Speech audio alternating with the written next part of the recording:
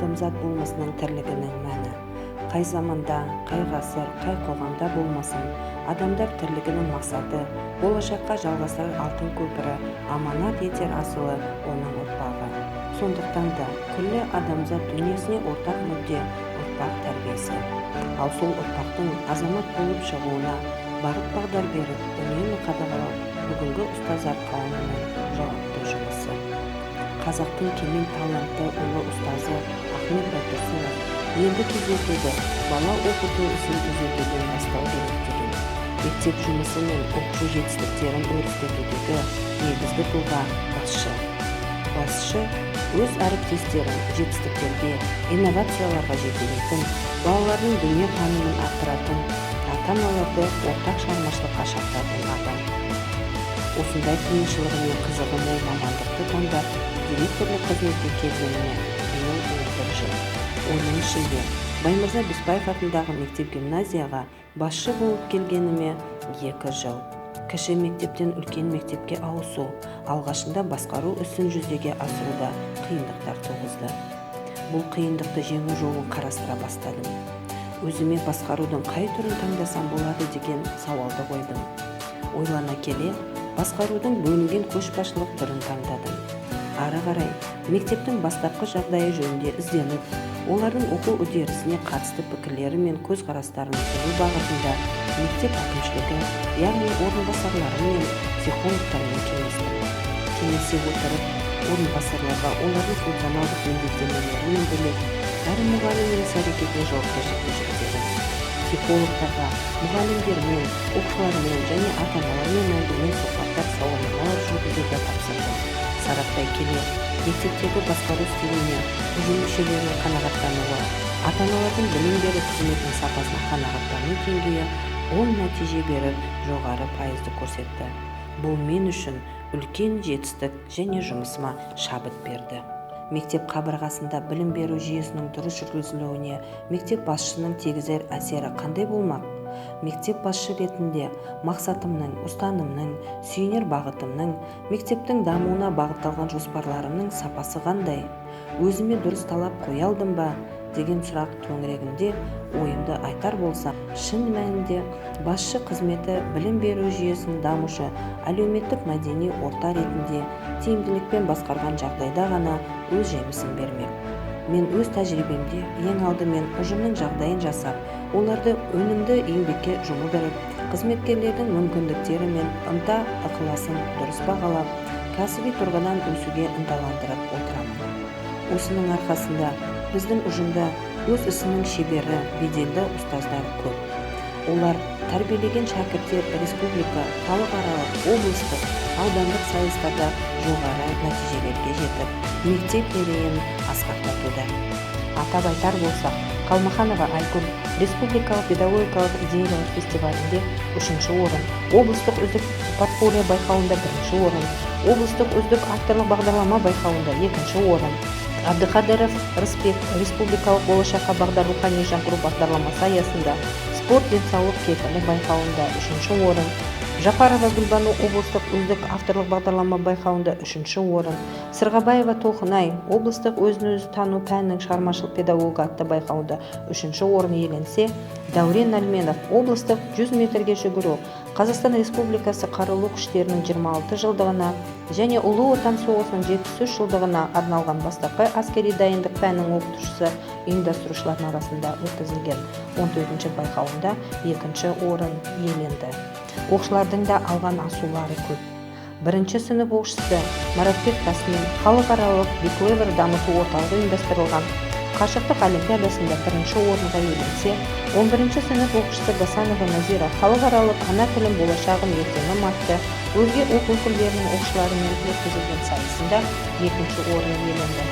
5-ші сынып оқушысы Мұханова Аружан Атадан мұра қоғамдық қорының 10 жылдық мерейтойына арналған халықаралық байқауында вокал жанры бойынша 1-ші орын иеленсе, 6-ші сынып оқушысы Айдаболова Дильназ осы байқаудың бейнелеу өнері жанры бойынша 1-ші орын иеленді. 5-ші сынып оқушысы Туғанбай Аяулым республикалық менің ауылым атты көркем сурет байқауында 1-ші орын иеленді. оқушылардың жалпы білім беретін пәндер олимпиадасы бойынша 11 сынып оқушысы Құдайбергенова Оразхан қазақ тілі мен әдебиеті пәні бойынша республикалық кезеңінде 2 орынға иеленсе, облыстық пән олимпиадасында 11 сынып оқушысы Сағындық Әсел Қасын тарихы пәнінен 3 орынға, 9 сынып оқушысы Латипова Бельма орыс сыныптарында қазақ тілінен 3 орынға, 9 сынып оқушысы Қайрат Еркемай облыстық ғылыми жоба байқауында Жамбыл облысынан табылған таңбалы тастар тақырыбы негізінде 1 орынға иеленді. Сол сияқты 10 сынып оқушысы Қуаныш Мадина лингвофункциональные особенности основных типов заимствованной лексики в современном русском языке тақырыбы зерттеуде 1 орынға иеленді. Жаңа ғасыр таланттары 2018 1 республикалық байқауында 10 А сынып оқушысы Қуаныш Мадина мен 7 Б сынып оқушысы Смағұл Айгерім бас жүлде иеленсе, 1 орынға иеленген 5 А сынып оқушысы Келдібай Әсел мен 10 А сынып оқушысы Серік Әсел. Ал 3 Б сынып оқушысы Баймұхамбет Атмейірім мен 4 Г сынып оқушысы Леспек Айханың, сол сияқты 7 В сынып оқушысы Үтемұрат Әсел 2 орын иеленді.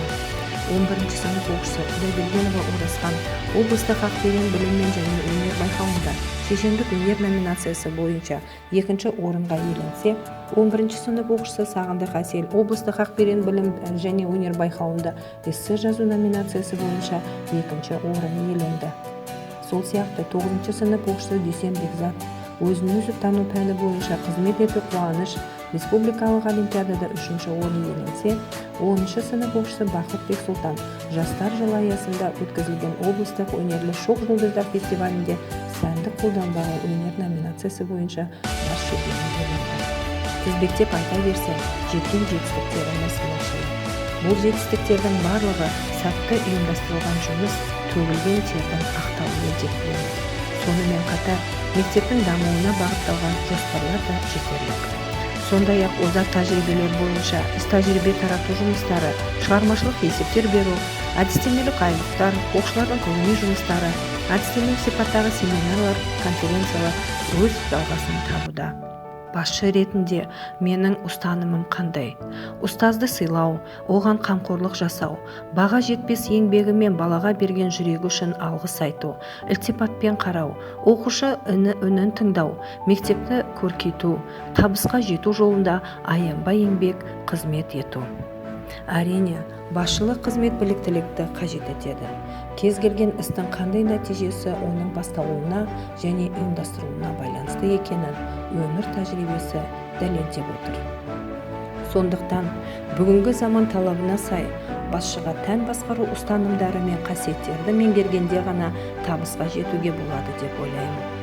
Алдымен адамға сене білу және сыйлау, әріптестік пен әлеуметтік әділдіктің ұстанымы, ұстаз еңбегін байыту және ынталандыру, біліктілікті жоғарылату, басқаруда бөлінген көшбасшылықты пайдалану, кез келген мәселені талқылауда тиянақты, естуге, тыңдауға, шешім қабылдау кезінде табандылықты көрсету, бұйрық беріп, талап етудің бақылаудың орнына сендіру және сенім білдіру. Ұжымда әрқашан жағымды психологиялық ахуал қалыптастыру, басқа қызметкерлердің есебінен екінші бір қызметкерлерге жағдай жасамау, әр азаматтың сіңірген еңбегін ұжым алдында танып, біліп отыруға дайын болу.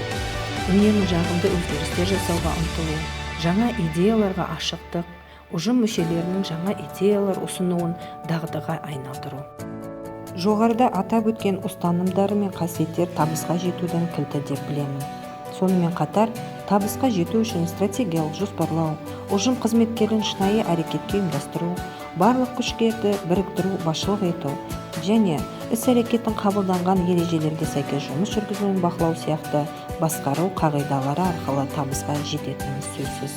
Ал зор табысқа жеткен кез келген адам бәсекеге қабілетті бола алады. Адам өз-өзіне қатаң талап қойғанда ғана жетістікке жетері мәлім. Мен мектеп басшысы ретінде мына талаптарға сүйене отырып жұмыс атқарамын. Өз ұжымымда ортақ ұстаным мен құндылықтарды қалыптастыру, мектеп көшбасшылығы мен оны басқару туралы мықты білім мен түсінік қалыптастыру, тиісті жеке қасиеттердің, әлеуметтік дағдылардың болуы және адамдармен қарым-қатынас жасау өнерін игеру. Сондықтан мектеп басшысы менеджменті игерген менеджер ғана емес, адамға деген құрмет көрсетіп, сенім арта білетін, көшбасшылықпен бөлінген көшбасшылықтың мүмкіндіктерін көре және болжай алатын, мақсаты басқару емес, жетекшілік пен тәлімгерлікке бұрылған тұлға деген тұжырымға келдім. Мақсат айқын: табысты оқушы, табысты мұғалім, табысты басшы, табысты мектеп. Қорыта айтатын болсам, осы жоғарыда айтылғандардың негізінде мектепте жаңа үлгіде, жаңа технология әдістерін қолдану арқылы адамгершілік тұрғыдан басшылық жүргізу мектеп мұғалімі мен оқушыларының өзін-өзі дамытуына, жан-жақты білім алуына көмектеседі. Өз ісіне берілген, жаңалықты жатсынбай қабылдайтын, ұжым мүшелерінің жанына нұр құйып, өмірге де өзі де бақытты болып, өзгелерді де бақытқа жеткізсем деп жүретін табыс формуласы тұрғысында жетістіктерге жеткен, жетуге жұмыстанатын заманауи басшы үрдісінде сай болу басты міндетім деп білемін.